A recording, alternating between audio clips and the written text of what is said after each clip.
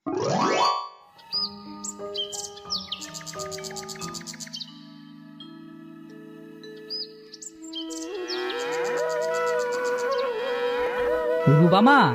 রুবামা, বাড়িতে কি আসিস মা?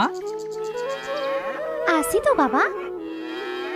ও মা, শার্টটি কত সুন্দর। বাবা, এই শার্টটি কি আমাদের বাবা? হ্যাঁ রে মা, এটা আজ থেকে আমাদের। হাট থেকে কিনে আনলাম যে। তাহলে তো খুবই ভালো হবে।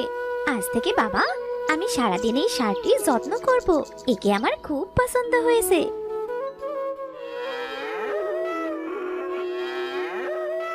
আজ থেকে এটা তোর বাড়ি আর এটাই তোর ঘর, বুঝেছিস? আজ থেকে আমার মা মরা মেয়েটাকে দেখিস, তোকে কত যত্ন করে। তুই ভালোভাবে থাকিস কিন্তু, আমার মেয়েটাকে যেন কিছু বলিস না। বাবা, ভাত পেরেছি, খেয়ে যাও আগে। আসছি মা, হাতে মুখে একটু পানি দিয়ে আসি।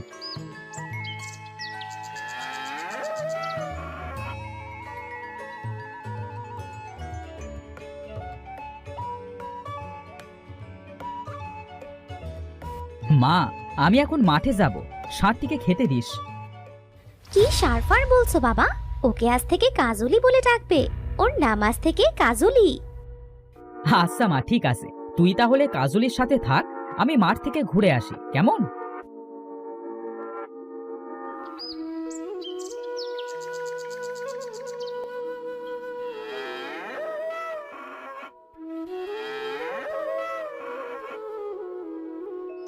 খা কাজলি, পেট ভরে খা। আমি কিন্তু ঘরে গেলাম।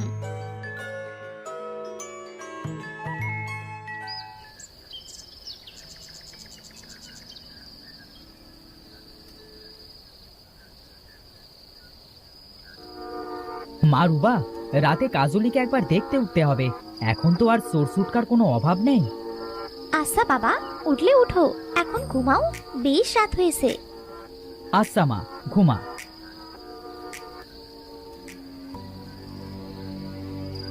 মেয়ে আমার বড় হয়ে গেছে। এই গরুটা কেনা আমার মেয়ের জন্যই। এটা বেচেই মেয়েটাকে ভালো জায়গায় বিয়ে দেব।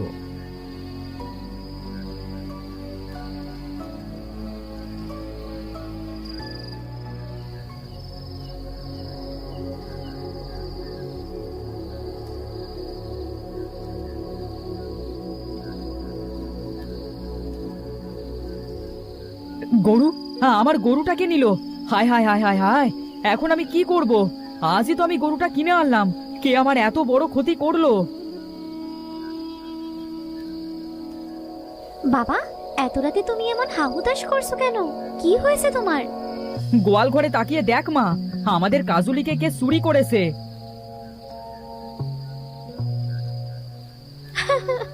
কাজলিকে আমার কত পছন্দ হয়েছিল, কে আমাদের এত বড় সর্বনাশ করলো? বাবা, আমাদের কাজলি কি সত্যিই চুরি হয়ে গেল? জানি না রে মা, তুই এভাবে ভেঙে পড়িস না। কাল সকালে আমরা কাজুলিকে খুঁজে দেখব। চল, এখন ঘরে চল।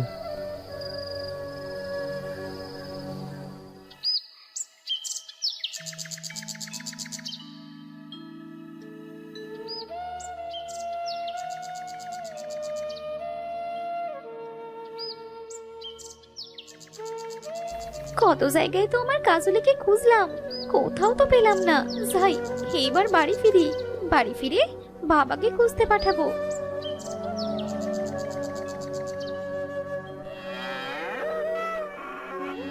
কাজলি, ওই তো আমার কাজলি। তোকে আমি কত খুঁজেছি জানিস? সারা গ্রাম খুঁজে আসলাম। আর তুই বাড়ি কোথায় গিয়েছিলি রাতে জানিস? বাবা তোকে নিয়ে কত চিন্তা করছে। চল, বাড়ি ফিরে চল।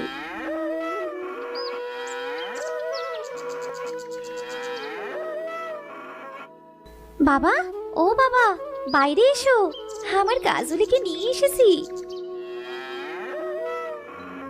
কোথায় পেলি কাজুলিকে? আর কাজুলির চোখে এত পানি কেন? জানি না বাবা, আমি তো এটা আগে দেখিনি। বাবা, তুমি কাজলিকে নিয়ে যাও, আমি তোমার খাবার দিচ্ছি। দাঁড়াও রুবার বাবা,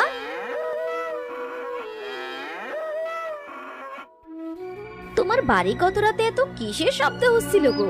মনে হচ্ছিল যেন তোমার বাড়ি ঘর সব কে যেন হাতুড়ি দিয়ে পেটাচ্ছে। কই কাকিমা, আমরা তো কিছুই শুনিনি। আর কাল রাতে তো আমি আমরা বাইরেও উঠেছিলাম, তেমন কিছু তো শুনলাম না। বাইরে যখন উঠেছিলে তবে তোমরা শোনোনি? আমি শুনলাম কি করে? কি জানি বাপু, কি মরার মতো ঘুমাও তোমরা, বুঝি না। আমি তো ভয়ে বাইরেই বেরোতে পারলাম না।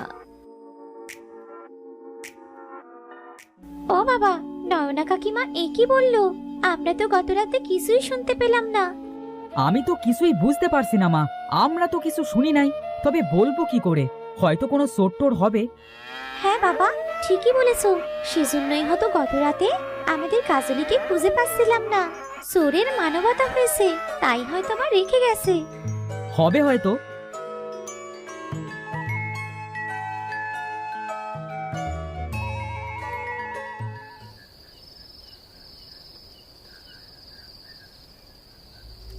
বাবা, ও বাবা, শুনছো কিছু?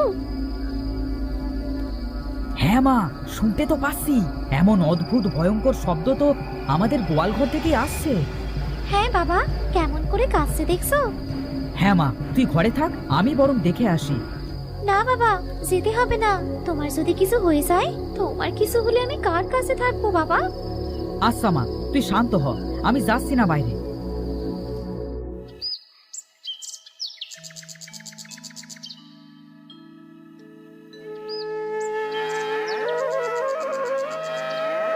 কি রে কাজলি, তুই কি আজ আবার বাইরে গিয়েছিলি? তা দড়িটা খোলা কেন? কি গো রুবার বাবা, আজ কি তোমরা শুনেছিলে সেই ভয়ঙ্কর শব্দ? হ্যাঁ গো কাকিমা, আজ তো আমরা শুনেছিলাম, কিন্তু কিসের শব্দ সেটা তো জানি না। কেন রে রুবা, তোদের বাড়ি এমন ভয়ঙ্কর শব্দ হয় আর তোরা কিনা সেটা দেখিস না? কিসের শব্দ হয়?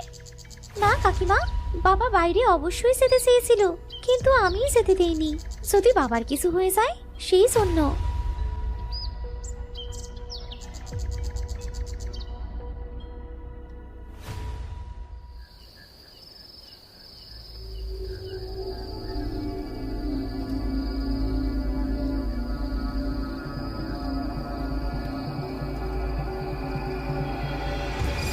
বাবা, এ কেমন গরু? মাথা নেই, তবুও দেখতে পাচ্ছে কিভাবে? জানি না মা, তবে এটা তো আমাদেরই গরু। জানি না আমি হাট থেকে এ কেমন গরু কিনে আনলাম। বাবা, ঘরে চলো। একে দেখে তো আমার ভয়ে হাত পা ঠান্ডা হয়ে যাচ্ছে। আর গরুটা এইভাবে কাঁদছে কেন বাবা? জানি না রে মা, চল আমরা ওর পিছু নিয়ে দেখি ও প্রতিদিন কোথায় যায়। বাবা, ওই মাথা ছাড়া গরুর পিছু নিলে যদি আমাদের কিছু হয়? যা হবার হবে আজ, তবে এর রহস্যটা আজ আমি দেখবই দেখব, না হলে যে আমাদের অনেক ক্ষতি হবে মা। আচ্ছা চলো বাবা।